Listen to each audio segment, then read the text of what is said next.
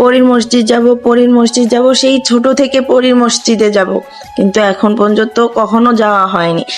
এই first time কুরবানি ঈদের পরে বাবার বাড়িতে এসে হঠাৎ করে ডিসাইড করে বসলাম যে এবার পরীর মসজিদ যাব।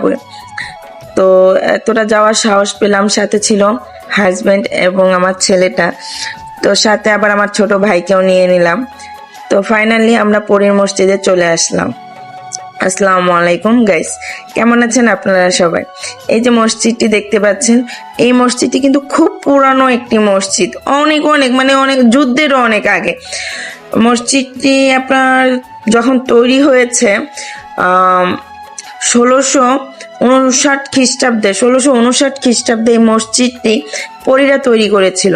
এটি কিন্তু মানুষের তৈরি নয়, সম্পূর্ণ মসজিদটি তৈরি করেছিল পরীরা। ভাবা যায় কত পুরনো একটি মসজিদ।